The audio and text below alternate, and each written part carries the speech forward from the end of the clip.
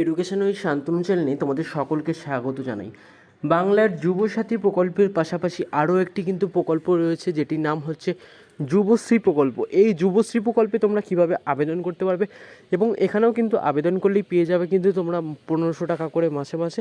তো কিভাবে আবেদন করতে হবে, এবং যুবশ্রী প্রকল্প এবং যুবসাথী প্রকল্প যদি দুটোই আবেদন করতে পারো তাহলে কি কোনো সমস্যা হবে, সেই বিষয়ে কিন্তু আজকে আলোচনা করে দেবো। প্রথমে বলে রাখি, যুবশ্রী এবং যুবসাথী দুটো যদি একসাথে আবেদন করা হয় কোনো সমস্যা নেই তাতে, কিন্তু কিভাবে আবেদন করবে সেই পদ্ধতিটা তোমরা দেখে নাও। তো তার জন্যই প্রথমে তোমরা যে কোনো একটি ব্রাউজারে চলে আসবে এবং সেখানে সার্চ করবে employment bank. Employment bank click করার পর দেখো প্রথমে যে ওয়েবসাইটটি দেখাচ্ছে সেখানে আবার ক্লিক করে দেবে তোমরা। তো ক্লিক করে দেওয়ার পরে কিন্তু তোমাদের এমপ্লয়মেন্ট ব্যাংক বলে ওয়েবসাইট চলে আসবে। এবার তোমাদের দেখাবো যুবশ্রী প্রকল্পে তোমরা কিভাবে আবেদন করবে। এটা কিন্তু যুব সাথী প্রকল্প নয়, যেটা কয়েকদিন আগে ঘোষণা করা হয়েছে। এটা কিন্তু সেই যুব সাথী প্রকল্প নয়, এটা হচ্ছে যুবশ্রী প্রকল্প। যারা এখনো পর্যন্ত যুবশ্রী প্রকল্পে আবেদন করেনি তারা কিভাবে আবেদন করবে, তাদের আবেদন করতে কি কি ডকুমেন্টস লাগবে, সমস্ত কিছু কিন্তু আজকের ভিডিওতে বলে দেবো।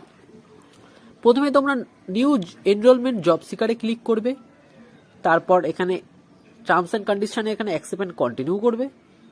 তারপর দেখো তোমাদের একটা পেজ খুলে যাবে এবং এখানে বলে দিয়েছে তোমাদের কি কি ডকুমেন্টস লাগবে।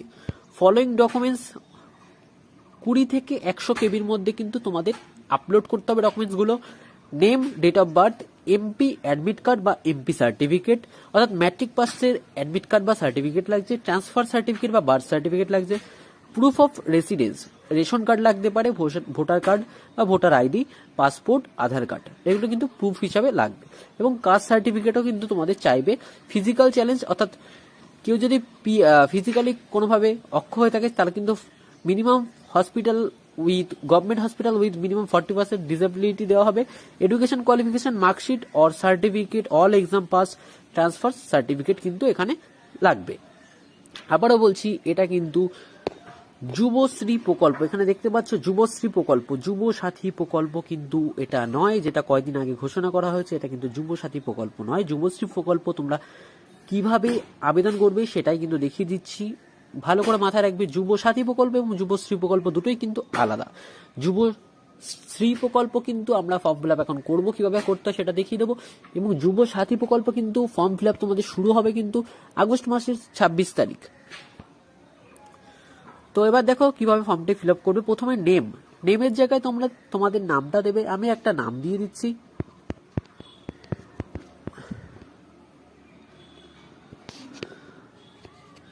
তো আমি একটা নাম দিয়ে দিলাম। তো এই নামের পর তোমরা নিচে দেখতে পাচ্ছ, তো নিচে তারপর দেখতে পাচ্ছ নিজের নামের পরে লেখা আছে ফাদার্স বা মাদার্স নেম, বাবা বা মায়ের নাম দিতে হবে। তো এবার সাপোর্টস নেম, সেখানে স্বামী বা স্ত্রীর নামও দিতে হবে যদি কেউ ম্যারিড হয়ে থাকো। এখানে লিঙ্গ তোমাদের দিতে হবে, তোমরা যদি ছেলে হয়ে থাকো তাহলে মেল, মেয়ে হয়ে থাকলে কিন্তু ফিমেল। কাস্ট, ওবিসি কাস্ট থাকলে বা কাস্ট সার্টিফিকেট থাকলে সেই সার্টিফিকেটটি আপলোড করতে হবে। ধর্ম তোমাদের কি সেটাও কিন্তু এখানে আপলোড করতে হবে। এখানে চাইলেই কিন্তু সিলেক্ট করে দিতে পারি আমি, ঠিক আছে। তো এভাবে তোমরা সিলেক্ট করতে পারো। বৈবাহিক অবস্থা অর্থাৎ ম্যারিটাল স্ট্যাটাস, তোমরা বিবাহিত বা না বিবাহিত অর্থাৎ অবিবাহিত সেটাও কিন্তু সিলেক্ট করতে পারবে এখান থেকে। ডেট অফ বার্থ তোমরা তোমাদের তারিখ হিসাবে সিলেক্ট করে নেবে। ফিজিক্যালি চ্যালেঞ্জ, যদি কেউ প্রতিবন্ধী হয়ে থাকো তাহলে সে ইয়েস করবে, আর না হলে সে নো করবে। তারপর এখানে তোমাদের পোস্টাল অ্যাড্রেস, এখানে কিন্তু তোমাদের পোস্টাল অ্যাড্রেস লিখতে হবে, যেই অ্যাড্রেস তোমাদের হবে সেই অ্যাড্রেস কিন্তু লিখতে হবে। স্টেট তোমাদের ওয়েস্ট বেঙ্গল সিলেক্ট করা থাকবে। ডিস্ট্রিক্ট তোমাদের কোন ডিস্ট্রিক্টে পড়ছো তোমরা সেই ডিস্ট্রিক্ট কিন্তু তোমরা সিলেক্ট করে নেবে এখান থেকে। তারপর পিনকোড, তোমাদের যেই ডিস্ট্রিক্টের যেই পিনকোড পড়ছে সেটা কিন্তু এখানে দেবে। এক্সচেঞ্জ পিন নাম্বার কিন্তু এখানে কিন্তু তোমাদের দিতে হবে। মোবাইল নাম্বারটা কিন্তু অবশ্যই দিতে হবে, যেহেতু তোমাদের ওটিপি রিসিভ হবে। ইমেল অ্যাড্রেস তোমরা এখানে দেবে, একটা ভ্যালিড ইমেল। এবং আধার কার্ডের নাম্বার কিন্তু এখানে তোমরা আধার কার্ডের জায়গায় দেবে। তারপর চলে আসি এডুকেশন ডিটেলস, অর্থাৎ শিক্ষাগত যোগ্যতা। তোমাদের এক্সাম পাস্ট, তোমরা কিসে এক্সাম পাস করেছো, ম্যাট্রিক নাকি তোমার মাধ্যমিক, উচ্চ মাধ্যমিক, কলেজ কতটা করেছো সেটা কিন্তু তোমরা এখানে লিখতে পারো। আইটিআই, ডিপ্লোমা সমস্ত কিছু কিন্তু এখানে আছে। দেখো engineering, drawing, medical, law, management, IT যা তোমরা করেছো সেটাই কিন্তু এখানে দেবে। তারপর name of university of board council, কোন বোর্ড থেকে তোমরা সেই এক্সামটি অর্থাৎ পরীক্ষাটি দিয়েছো সেটা। সাবজেক্ট বা ট্রেড কি ছিল তোমাদের, কত পার্সেন্ট মার্কস এসেছে। এবং তোমরা যেই ইয়ার অফ পাসিং, যে বছরে তোমরা পাস করেছো সেই বছরটা কিন্তু এখানে দিতে হবে। এবং স্পেসিফিকেশনের জায়গায় কিন্তু তোমাদের কোনো মানে চিহ্ন অর্থাৎ use separator of multiple easy finance বা মার্কেটিং এর যদি কোনো কিছু থাকে সেটা কিন্তু দিতে হবে। ল্যাঙ্গুয়েজ তোমাদের ভাষা কিন্তু এখানে দিতে হবে, চাইলে কিন্তু অনেক রকমের ভাষা আছে, তোমরা যেই ভাষায় তোমরা কথা বলতে সুইটেবল সেই ভাষা কিন্তু তোমরা দিতে পারো। তারপরে বলে রাখি এখানে তোমরা ভাষা সবকটাই রিড করবে, সবকটাই কিন্তু টিক মার্ক করে দেবে, এখানে সবকটাতেই টিক মার্ক করে দেবে। ফিজিক্যাল মেজারমেন্ট, শারীরিক পরিমাপ, হাইট যদি জানা থাকে লিখবে, ওয়েট জানা থাকলে লিখবে, এবং চেস্টের ওজন অর্থাৎ ছাতি জানা থাকলে কিন্তু লিখবে। আপলোড ফটো সিভি, ফটো তোমাদের আপলোড করতে হবে 500 কেবির মধ্যে উইথ সিগনেচার সহ কিন্তু ফটোর সাথে আপলোড করতে হবে।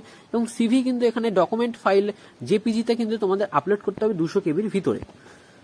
এক্সপিরিয়েন্স ডিটেলস, এমপ্লয়ি নেম, তোমার নাম লিখতে হবে, ইয়ার অফ এক্সপিরিয়েন্স যদি কোনো বছর এক্সপিরিয়েন্স থেকে থাকে তাহলে সেটা লিখবো, এবং সেক্টর কোথায় আছে সেটাও কিন্তু তোমাদের লিখতে হবে। পোস্ট হেল্ড কোথায় রয়েছে, স্যালারি কত এবং টাইপ কিসের তোমাদের সেটাও কিন্তু এখানে সিলেক্ট করতে হবে। তারপরে দেখো অ্যাডিশনাল ইনফরমেশন অর্থাৎ অতিরিক্ত তথ্য, এটা তোমরা চাইলেও দিতে পারো, নাও দিলেও চলবে। প্রুফ অফ রেসিডেন্সিয়াল, কোথাকার তুমি বাসস্থান অর্থাৎ তোমার বাসস্থান কোথায় সেটা দিতে হবে। রেসিডেন্সিয়াল প্রুফ, একটা রেসিডেন্সিয়াল প্রুফ দিতে হবে। উইলিং টু রিলোকেট, এটা কিন্তু যেমন আছে তেমনই রাখবে। এবং অ্যাডিশনাল ইনফরমেশন যদি দিতে চাও দিতে পারো। আর সিকিউরিটি কোডটা এখানে দেবে, দিয়ে নিচের যেই দুটো টিক মার্ক লেখা আছে টার্মস অ্যান্ড কন্ডিশন, সেটাই কিন্তু টিক মার্ক তোমরা দিয়ে দেবে, দিয়ে সাবমিট করে দেবে। এবং এখানে কিন্তু তোমাদের ফাদার্স মাদার্স নেমটা লেখা কিন্তু বাধ্যতামূলক। তো আমি যখন তোমাদের ভিডিওর খাতির যে কোনো একটা ফাদার্স নেম দিয়ে দিচ্ছি, তো যে কোনো একটা ফাদার্স নেম আমি দিয়েই দিচ্ছি, যেহেতু এখানে বাধ্যতামূলক, নাহলে আমি পরের স্টেপে যেতে পারবো না। তো সাথে আবার এজ লাগবে, এটার কাস্ট ওবিসি লাগবে, কাস্ট সার্টিফিকেট আছে কিনা, জেনারেল কাস্ট, ম্যারিডের এখানে সিলেক্ট করে দিই আনম্যারিড। পোস্টাল অ্যাড্রেস কিন্তু আমাদের দিতে হবে, আমাদের কোথায় থাকি আমাদের সেই পোস্টাল অ্যাড্রেস লিখে কলকাতা লিখে দিলাম তোমাদের জন্য।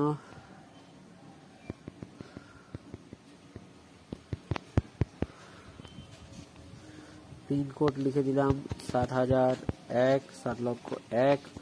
ব্যাস এটুকু করে এবার আমি সিলেক্ট করে দেবো।